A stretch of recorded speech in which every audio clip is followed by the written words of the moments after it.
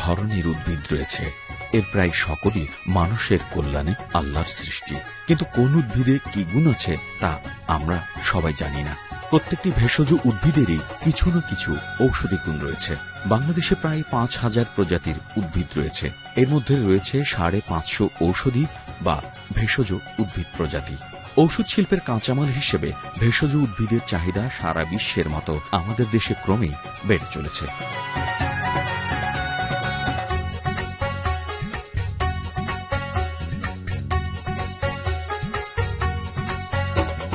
ইউনানি, আয়ুর্বেদ ও homeopathy ঔষধ উৎপাদনে কাঁচামাল হিসেবে ব্যবহারের পাশাপাশি বিউটি পার্লার ও প্রসাধনীতে এখন প্রচুর ভেষজ উপাদান ব্যবহৃত হচ্ছে। বাংলাদেশে স্বল্প সময়ে কম জমিতে অধিক হারে উৎপাদন করে অধিক মুনাফা অর্জন করা সম্ভব এমন ঔষধি রয়েছে ২৫টির মতো, যেমন অ্যালোভেরা, বার্লিক মূল, তালমূল, তুলসী, কালোমেঘ, শিমুল, শতমূল, কেয়ামূল, আলুকুচি, মিষ্টিদানা, বাসক, নিশিন্দা, গোলেঞ্জ, সোনালু ইত্যাদি। দেশে কমবেশি অনেক ঔষধি গ্রাম গড়ে উঠলেও তার মধ্যে উল্লেখযোগ্য হচ্ছে নাটোরের খোলাবাড়িয়ার ঔষধি গ্রাম। নাটোর সদর থেকে ১০ কিলোমিটার পূর্বে ঢাকা রাজশাহী মহাসড়কের পাশে অবস্থিত লক্ষ্মীপুর খোলাবাড়িয়া ইউনিয়নের প্রায় ১৫টি গ্রাম নিয়ে ঔষধি গ্রাম অবস্থিত। প্রায় ৪০ বছর আগে থেকেই এই অঞ্চলে ঔষধি গাছের চাষ করা হচ্ছে। এলাকায় প্রবেশের সাথে সাথে রাস্তার দুধারে দেখা যায় ঔষধি গাছের সমারোহ। এই গাছের পরিচয়ে খোলাবাড়িকে ডাকা হয় ঔষধি গ্রাম নামে। শুধু বাড়ির আঙিনাতেই নয়, ঔষধি গাছ আবাদি জমিতেও চাষ করা হয়। যেমন কৃষক মোহাম্মদ নজরুল ইসলাম তার আবাদি জমিতে অ্যালোভেরা চাষ করেছেন। প্রতি বিঘা জমিতে অ্যালোভেরা চাষে ব্যয় হয় ৫০,০০০ হতে ১ লক্ষ টাকা, আর ফলন ভালো হলে বিঘা প্রতি আয় হয় ২ হতে ২.৫ লক্ষ টাকা। আগে এই জমিতে আবাদ করতাম ধান, পেঁয়াজ, রসুন, এই তরকারি, শাক সবজি।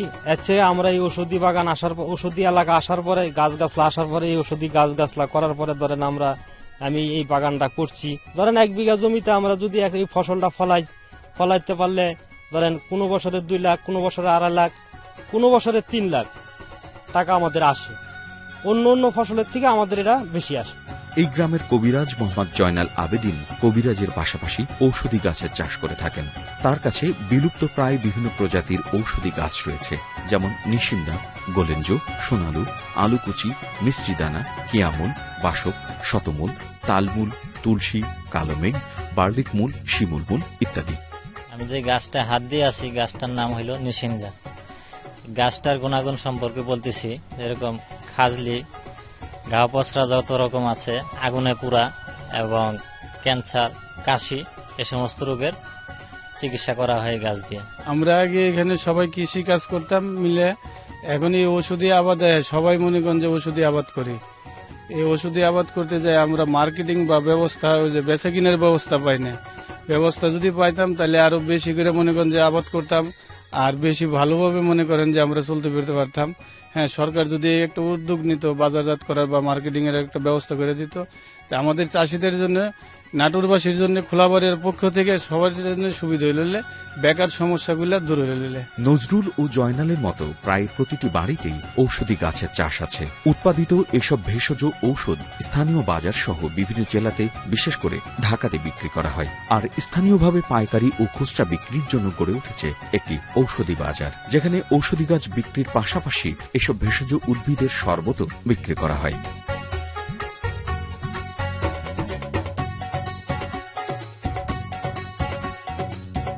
সহজে মানুষের হাতে কিভাবে গাছগাছালি শরবতটা খাওয়ানো যায় সেই প্রক্রিয়াটা করি।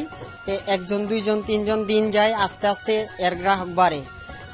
বাড়তে বাড়তে মোটামুটি দিনে ৫০০-৬০০ গ্লাস শরবত আমি রাজশাহীতে বিক্রি করছি।